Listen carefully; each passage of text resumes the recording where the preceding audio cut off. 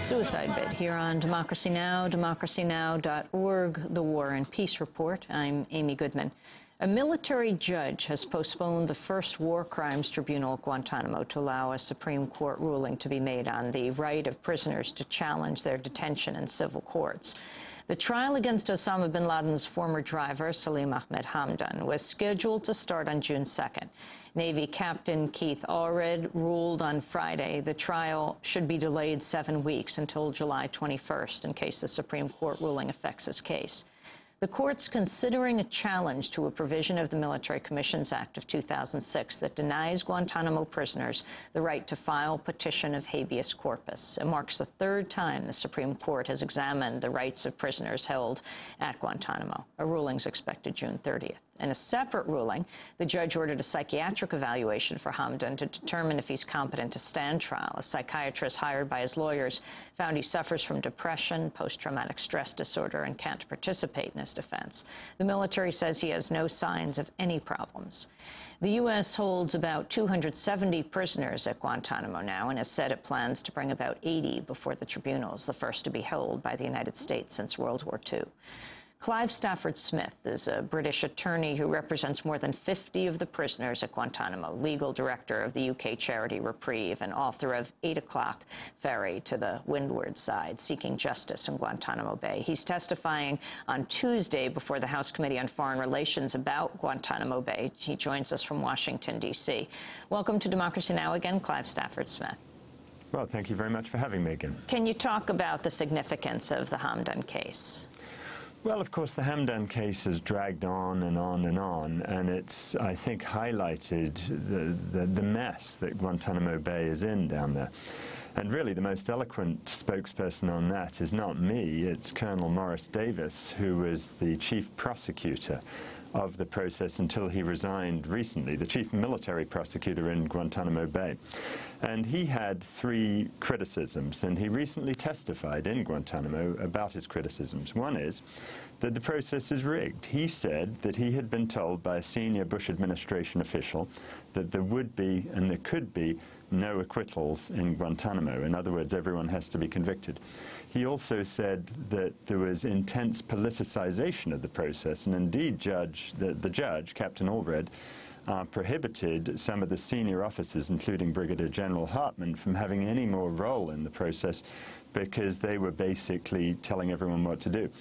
And I think the third one is the most important, which is that Colonel Davis said we really ought to ban the use of evidence that's been extracted through abuse and torture, such as waterboarding, from Guantanamo trials because it's still being used down there. And indeed, one of my clients, Binyam Mohammed, it's all they've got on him is evidence that they extracted from him after taking him to Morocco and torturing him with a razor blade to his genitals. So this is just it's a farce. But if you step back for a second and you compare what's happening in Guantanamo to the best job we ever did as Americans, and I'm American as well, despite the accent, Nuremberg tribunals, which were really a beacon of the way the process should be run. Perhaps one of the highlights of Guantanamo is the first 3 people we charged there were not Hermann Goering and the people who were the worst, Nazis in World War II. Instead, the first 3 people we charged were Salim Hamdan, who was allegedly a chauffeur for bin Laden, and then 2 juveniles, Omar Khadr and Mohammed Jawad, who were both juveniles. And I think that puts it a little bit in context of how carried away the military process has got down there. Clive, can you talk about the significance of last week of the Pentagon dropping charges against the Saudi man held at Guantanamo, who is at the center of the military's controversial torture program, Mohammed al-Qahtani, accused of being the 20th hijacker? They've dropped the charges against him. They did indeed, and what was really extraordinary in one way was that they charged Mohammed al-Qahtani with the death penalty in the first place.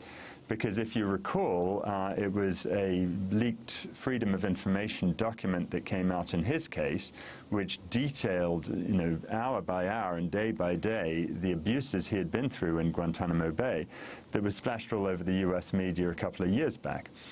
And, you know, one wonders at the judgment of people in Guantanamo that they charged him early on for the death penalty, where we were going to spend weeks and weeks and weeks in trial in Guantanamo listening to evidence about him being abused where there's already documentary proof of it. Now, they've dropped his case now, and I sincerely hope that they have enough sense not to go forward against him with evidence that's extracted through torture. He's being represented by Center for Constitutional Rights, amongst others, and I think it's through their great work that that this has happened. Also, the latest news of the disqualifying of a military judge disqualifying the Pentagon general who has been centrally involved in overseeing the war crimes tribunals named Brigadier General Thomas Hartman, saying he couldn't be objective, working too closely with the prosecutor.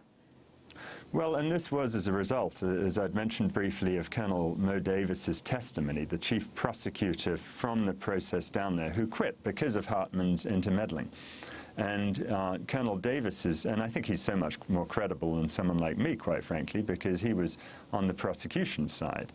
And his criticism was that Brigadier General Hartman was basically telling him what to do and saying, look, there's an election coming up, it's in November, we've got to have prosecutions now against the high-profile guys. It doesn't matter if you're not ready to prosecute them, but we need Khalid Sheikh Mohammed on trial because of electioneering. Now, you know, that's not the way any process should work, but the fact that the chief military prosecutor says this is what's going on, I think is enough to give us all pause and say, look, let's stop this process. Let's do what most of the political candidates say in the election, which is bring people to the U.S. if we want to try them and give them a proper trial. That's really what America's all about. And the significance